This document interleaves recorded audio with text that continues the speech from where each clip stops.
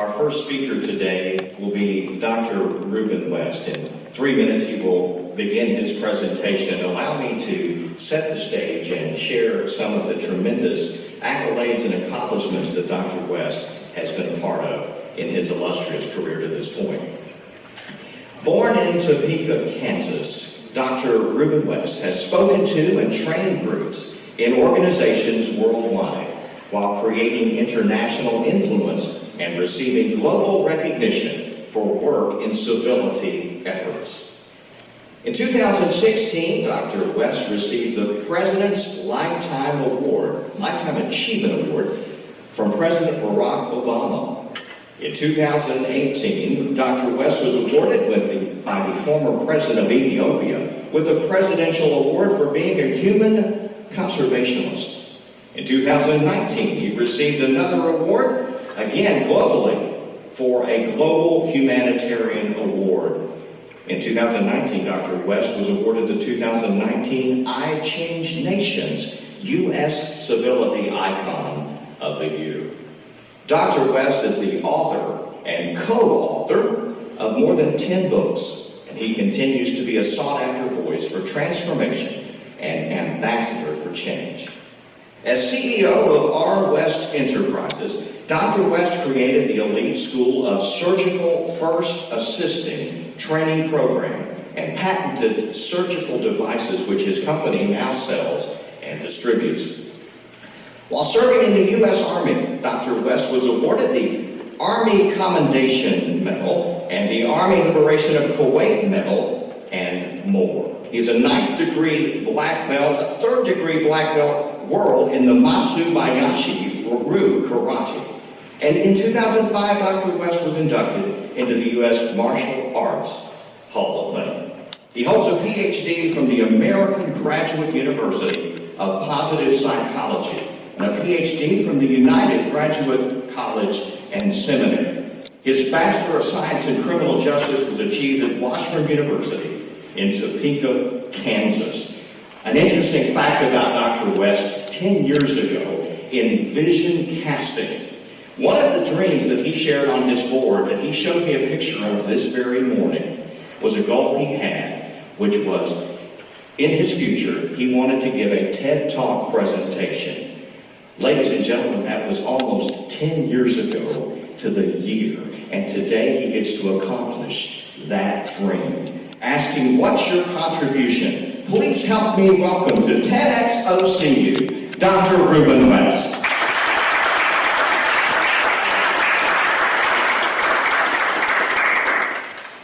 I have a question for you. Have you ever had an idea for a product, a service, or invention? Maybe it's been a life improvement. You thought it was a great idea, but you had no idea how you would make it work. You didn't have the money, you didn't have the resources, you didn't have the connections, so you didn't do anything. And then 6 months later, 2 years later, you see that very same thing. And you say to yourself, and maybe even out loud, I thought of that. Well, I'm here to tell you, it's not what you think of, it's what you act on. I want you to go back with me to 2001. I was in surgery, I was a surgical tech, passing instruments to the doctors. And if you would have been in the room, you would have seen this scenario play out. The surgeon is trying to teach the med student how to suture a tie on the patient. She's not getting it because she's new, she's nervous, and she's across the table, she's backwards, she's upside down. He's getting frustrated, she's getting frustrated, he starts to yell, she starts to cry. And I said, Doc, why are you yelling at her like that? Who's teaching her, Ruben, me or you? Well, no one, because teaching requires learning, and she's not learning anything. Well, when you're teaching, then say something. Until then, shut up.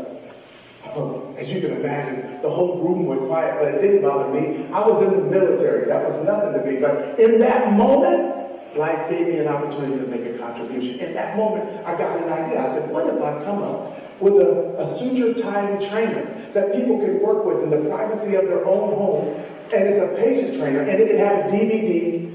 Yeah, I said DVD. Remember I said it was 2021. It can have a DVD that they can watch over and over again until they became proficient, and then they would come in and they'd be able to do it without hassle. The problem? I didn't know how I would do it. I didn't know where I'd get the money. I didn't know where I'd get the resources. And so the question is, was I going to take action? See, the universe gives us an opportunity to make a contribution for several different things, for reasons that you could come up with an idea that helps make somebody's life a little bit easier, helps them get more things done in less time. Or maybe you come up with an idea to protect an already existing product, like my iPhone. I mean, they come up with cases and screen protectors and privacy screen protectors and earbuds and wireless cordless headphones and car phone holders. I mean, they come up with all these things, but watch this. It was somebody's idea, and they decided to take action. But here's what I can tell you. If you've had an idea and you haven't taken action, you're not alone. As a matter of fact, according to this survey that they put forth, they said that 90% of the respondents said that they had an idea for an invention. But if you look below, they also said that less than 1% of the people took action. And the question is, why don't they take action? Well, let's look at some reasons why they don't take action. Some people responded to this survey, and they said that we don't want to be judged. We don't want to fail. We don't have the resources. I mean, they're not alone. I mean, that was what I thought. When I came up with that idea, I said, if I don't tell anybody, no one will judge me. If nobody knows I tried it, they won't know if I failed or not. See, those are the things that stop us from taking action. Where am I going to get the resources? I don't know. And watch this. Listen to this. Most people say, I'll take action when I get the resources. God says, I'll give you the resources when you take action. I mean, imagine we're sitting at a stoplight. We see a guy, his car ran out of gas, and he's opening the door, and he's trying to push it to the gas station. I've done this before. I've literally gotten out and helped. And you know what? After we got going so fast, he had to jump in the car while a few of us pushed the car. Now imagine if he was just sitting in the car, no gas, and he yelled, come push my car. I don't think so. So the universe rewards those who take action differently than those who don't. But here's what I want to ask you. Why don't people really take action? You see, when I started telling people that I wanted to put this kit together, they questioned, how are you going to do it? I don't know. I've never done it before. What makes you think you can do it? I don't know. I just believe it. I got this idea. I mean, we all get these ideas. And people want us to conform. Tom Watson Jr. said, if you stand up and be counted from time to time, you may get yourself knocked down. But remember this, a man flattened by an opponent can get back up again. A man flattened by conformity stays down for good. The opposite of courage is not cowardice, it's conformity. Why, Dr. West? Because even a dead fish can go with the flow. Cornell University did a study, and they interviewed some senior citizens at the latter stages of their lives. And they said, at this point in your life, what regrets do you have? You have more yesterdays than you do tomorrow. What are the things that you regret? You know what they said? We regret the things that we didn't do because we didn't know how we would do it. We regret the things that we didn't try because we didn't know where we'd get the resources, or people would talk about us, or people would laugh at us. We regret the things that we didn't go after to improve our lives, to get that next degree, to get the GED. We didn't do it. And unfortunately, we have to live with the pain of regret. See, when I told some of my best friends, I even told some family members, and I expected them to support me. And I told them, I said, I got this idea for the suture and tying trainer. And it's going to be used around the world. People can use it to get better. And they said, well, you're not a doctor. Who's going to listen to you? You're not a PA. Who's going to listen to you? You're not a nurse practitioner. Oh, why would they listen to you? You're a surgical tech. As a matter of fact, why don't you just keep doing what you've been doing? You're good at it. You're great at it. You're one of the best. They wanted me to conform. The problem with conformity is everybody likes you but yourself. What I realized was they weren't against me. And it wasn't that they didn't like me. They didn't want me to have pain. You get that? They knew that it would be hard. They knew that I might fail. They knew that I might be embarrassed. And they didn't want me to have pain. But here's what I've discovered. If you go after that contribution, that next degree, that idea, that invention, if you go after it, it's going to be painful. There's going to be ups and downs and highs and lows and starts and stops. It's going to be painful. But according to the people in the survey, if you don't go after it, the pain of regret is still painful. So I decided, and I want you to decide today, that if it's going to be painful either way, we might as well have the pain while we're going after our contributions. Another thing that slows people down is they want right now gratification. They want to do it right now. I understand it, but if you go to make a contribution, that next degree, that long-term process is not quick. Listen to this. Water at the end of the marathon tastes better than water at the beginning. It's the same water. It's the journey that's different. You understand? It's the same water that sometimes we have to take the time to walk the journey. And here's what I know about a marathon. They say at some point in the marathon, when you've been going and going and going and going, you hit your second wind. But I've learned that most people don't push hard enough on their first wind to even know that they can never get a second one. And so you've got a decision to make. What's your contribution? Let me talk about some things that you can do. When these ideas come to you, don't let them come and go. I believe that thoughts have energy, because you can think a thought and get happy, sad, excited, mad. And energy is not lost, it's only transferred. So when you get the idea and you don't do anything, it might go through 10,000 people before somebody takes action. And all we're left to say is, I thought of that. So you can write it down. You can create a plan of action. You can set a goal. Write out steps for the goal. There's so many things that you can do. But what you can't do is nothing. What you can't do is let the ideas come and go. That's the universe communicating with you, giving you opportunities to make a difference. For me, I decided to act on that idea. I wrote down the idea. I teamed up with some individuals. I have some friends. I got along with them and I told them what my idea was. And so we started going to work. We started doing it. The problem is when we get the idea, most of the time we think about the last step. How am I going to have the product? No. Don't think about the last step. Just think about the next step. What is the next best step you can take? Why? Because the universe rewards people who take action differently than those who don't.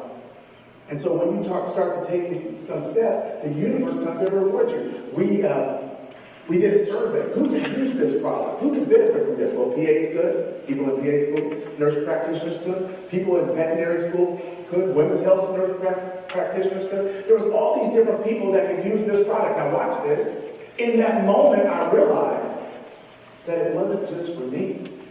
The idea wasn't given to me for me. It was given to me to help other people. And how dare you receive the idea that's supposed to help other people, people you don't even know, or people in your family, because you improved yourself.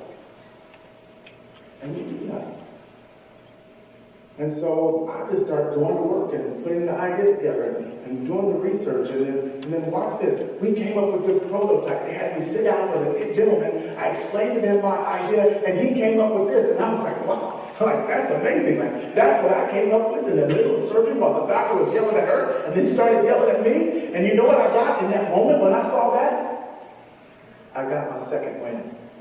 It fueled me. I was ready to give up. I was frustrated and hadn't taken any steps towards this. And then when I saw that, I was ready to go again. I was ready to get back in there again. See, when you take action, you come across some hurdles that inspire you to go even bigger. That inspire you to go even harder. That makes you focus even more. And so in that moment, I was ready to go. And then I had a gentleman reach out to me and he said, we've heard about you. I went and did a presentation for him. And he invited me to go from Kansas City, Missouri to Las Vegas, Nevada. This is me on this private jet.